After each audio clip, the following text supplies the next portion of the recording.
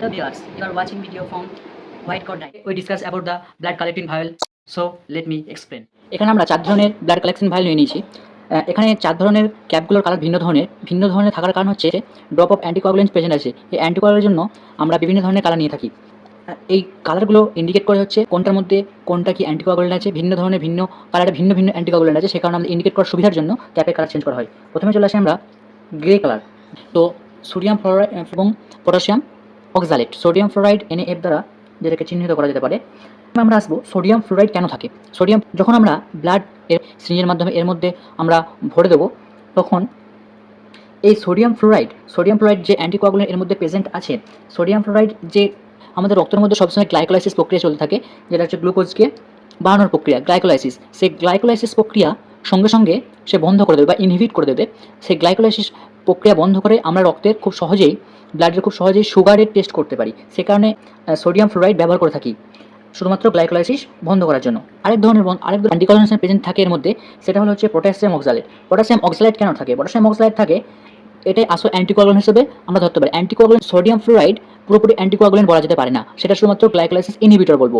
কিন্তু আমরা আসলে যদি অ্যান্টিকোয়াগুলেন্ট এখানের মধ্যে বলতে পারি, সেটা হচ্ছে পটাশিয়াম অক্সালেট। কারণ পটাশিয়াম অক্সালেট এর মধ্যে ব্লাড বা জমাট বাঁধতে বাধা দেবে। আমরা যখন ব্লাড নেব, স্লোলি আমরা এভাবে অ্যান্টিকোয়াগুলেন্টের সাথে মিক্স করতে থাকবো। গ্রে ভায়োলে আমরা টেস্ট করতে পারি ফাস্টিং ব্লাড সুগার। সম্পূর্ণ টেস্টটি সঠিকভাবে পরিমাপ করার জন্য খালি পেটে থাকার প্রয়োজন।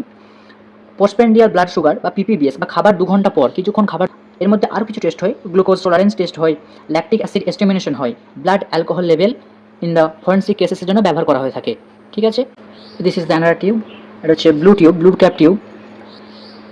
এর মধ্যে যে অ্যান্টিকোয়াগুলেন্ট প্রেজেন্ট আছে সেটা হচ্ছে সোডিয়াম সাইটেট। 3.2% থেকে 3.8% পর্যন্ত ব্যবহার করা যেতে পারে। এটা হচ্ছে অ্যান্টিকোয়াগুলেন্ট হিসেবে ব্যবহার করা হয় সোডিয়াম সাইটেট ঠিকই, কিন্তু এটা এসেন্সিয়াল হচ্ছে ক্লটিং অনলি ক্যালসিয়ামের জন্য। ক্যালসিয়াম রক্ত ভায়োলে স্যাম্পল নিয়ে আসা হয়, তারপর ল্যাবে বিভিন্ন পরীক্ষা নিরীক্ষার পর আবার যদি কোনো ল্যাব টেকনোলজিস্ট এর মধ্যে কিছু পরিমাণে ক্যালসিয়াম মিশিয়ে দেয়, তাহলে কিন্তু এর আবার কিন্তু ক্লটিং হয়ে যাবে। তার মানে অ্যাকচুয়ালি বলতে পারি ইনহিবিট দ্য ক্যালসিয়ামের কাজটা সে বন্ধ করে রাখে। এর মধ্যে কমনলি ইউজেস বা APT ফুল ফর্ম হচ্ছে অ্যাক্টিভেশন পার্শিয়াল প্রথমিন টাইম। ওকে, মানে রক্তটা ঠিক ম্যাক্সিমাম কত টাইম অবধি জমাট বেঁধে থাকতে পারে। একটা জমাট বাঁধার রক্ত বাঁধছে না কেন, বিভিন্ন টেস্টগুলো এর মধ্যে করা হয়। আরও করা হয় প্রথমিন টেস্ট, রক্ত জমাট বাঁধতে কত সময় নিচ্ছে, কেন এই সমস্ত টেস্টগুলো দিয়ে থাকে, কেন রক্ত জমাট বাঁধছে না বা কিসের জন্য রক্ত জমাট বাঁধতে চাইছে না, সে সমস্ত পরীক্ষা নিরীক্ষার জন্য। তাছাড়া আরও বিভিন্ন টেস্টের মধ্যে করা হয় ডিডাইমার, INR, international normalise ratio, clotting factor SI, fibrinogen level etcetera বিভিন্ন টেস্ট এর মধ্যে করা হয়। এরপর আসছি আমরা red colour ক্যাপড ভায়োল। Red colour ক্যাপড ভায়োল use করতে পারি আমরা হচ্ছে সিরাম, রক্তের যে সিরাম যখন আমরা ব্লাড এর মধ্যে কালেক্ট করি, তখন সেন্ট্রিফিউজ বা স্পিনের মধ্যে ঘোরানো হয়।